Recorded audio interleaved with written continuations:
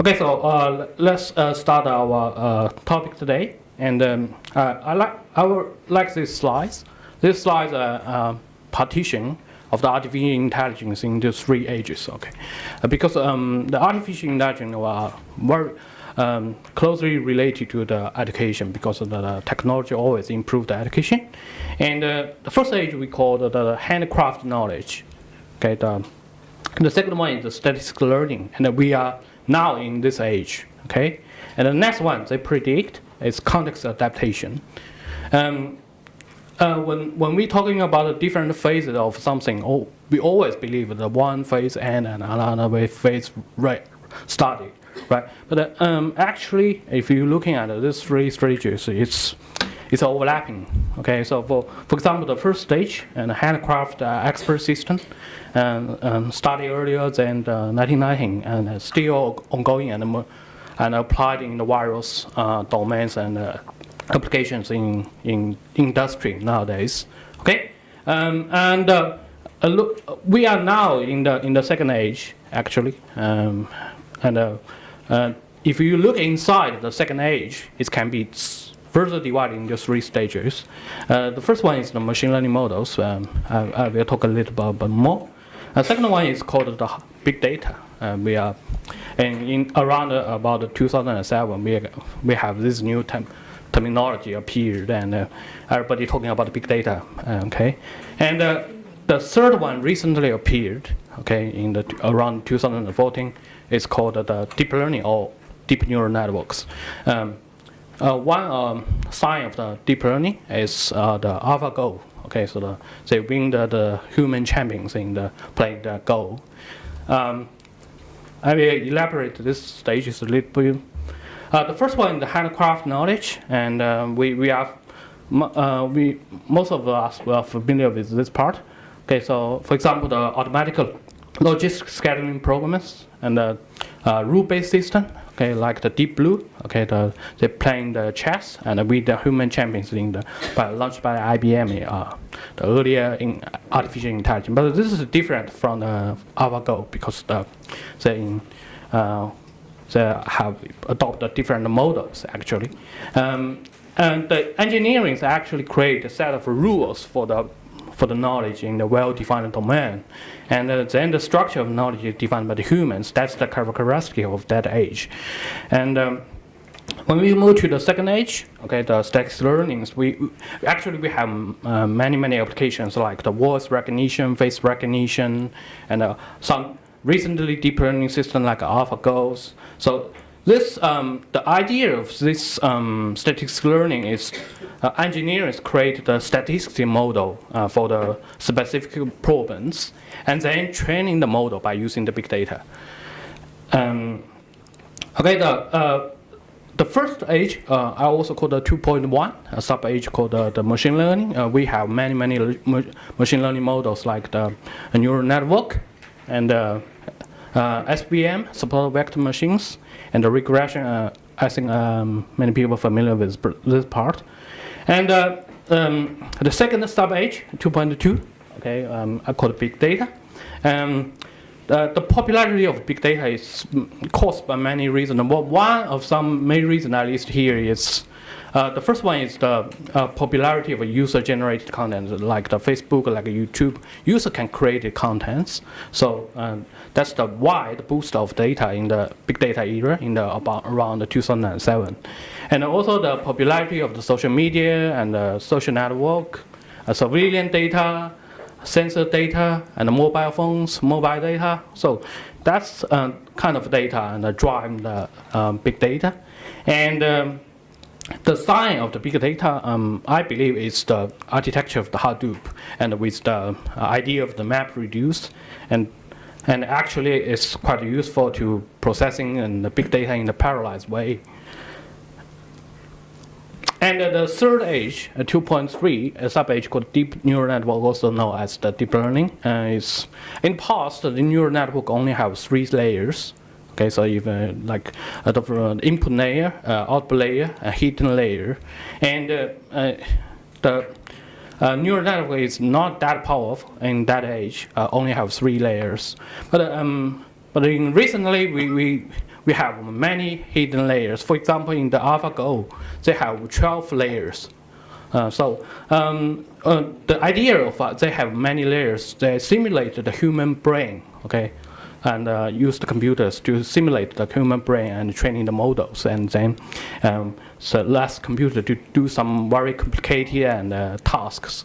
And the magic, like the magic, is when the layer become more, they actually can do some very complicated task by the computers, and they have showed more power than the human beings, and they more accurate, more precise in the decision makings when you using these deep layers.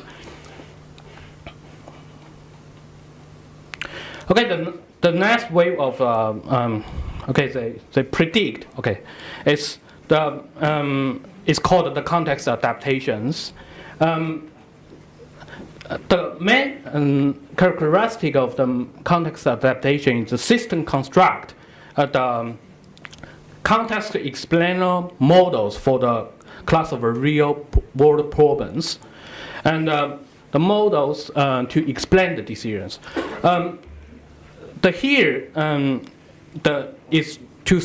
This slide is to say that we have some powerful models in next wave of AI, but also the model can be explained by the human beings, because the current model, like the latest model, like this deep neural network, actually is black box to our computer scientists. We cannot explain for example, when we output some middle result, we cannot understand how machine thinking, actually what kind of characteristics they captured.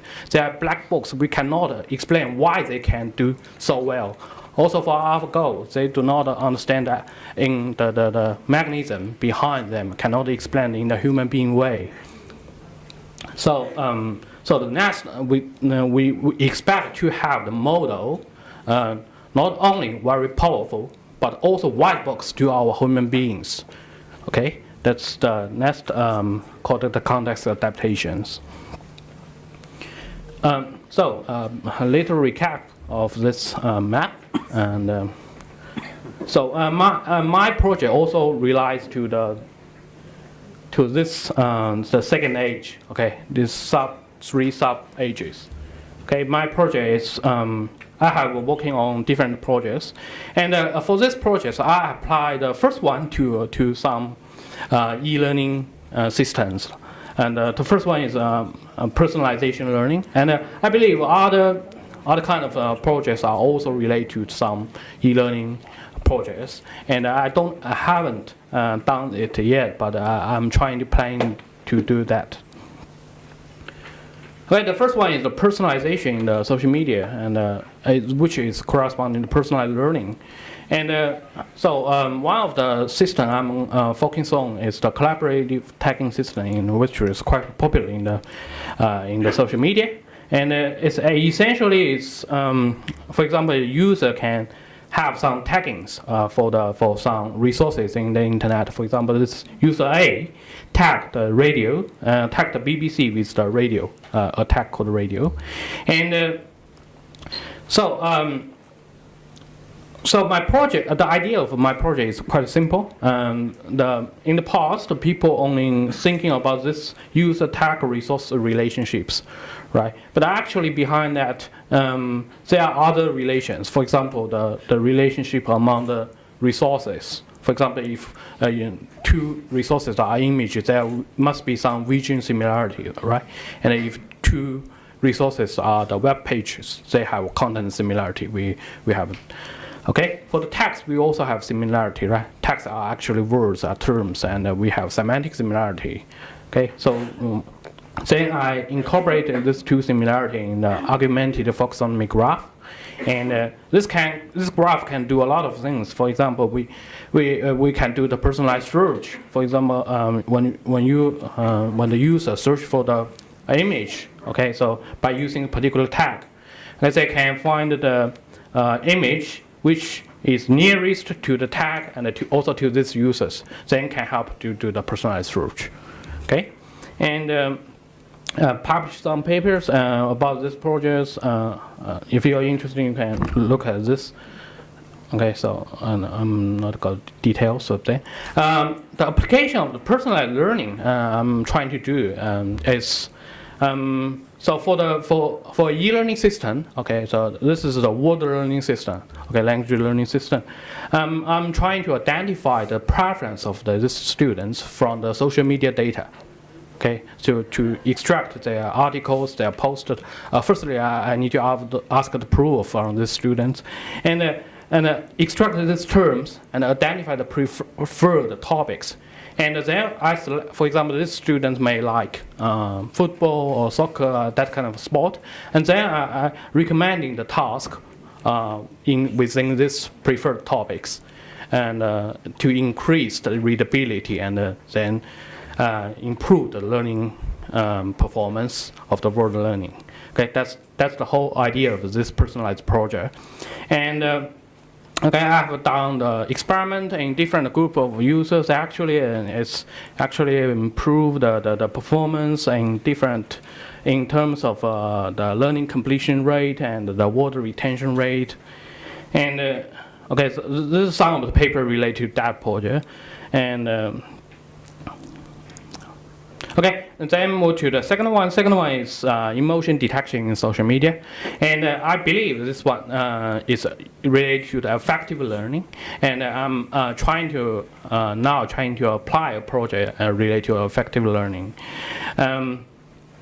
The emotion detection is actually trying to predict the emotions of a particular article and tweeters, and how the social emotions to this article and the tweeters.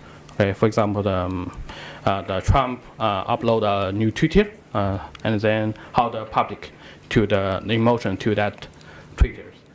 Okay, another application of this emotion detection is to do the stalking prices prediction. And so every day we have news released from the financial market, and also from the social media platforms, and then the investor reads this news and these articles, and then they have emotions, reflect to this. They make decision based on this news, right? And they may sell and hold and buy the stocks according to the news, and then eventually they will reflect in the stocking price movement, right? And actually, I also do this. And for the stocking price predictions, firstly, I extract the news data and then map them to the sentiment spaces, and also I'm extracting the price data as the training labels of the machine learning models, and then put them in a machine learning model like SVM, like deep learning neural network, that kind of things, and then make the evaluation. Okay, I published some papers related to this project, and if you're interested, you can read this papers.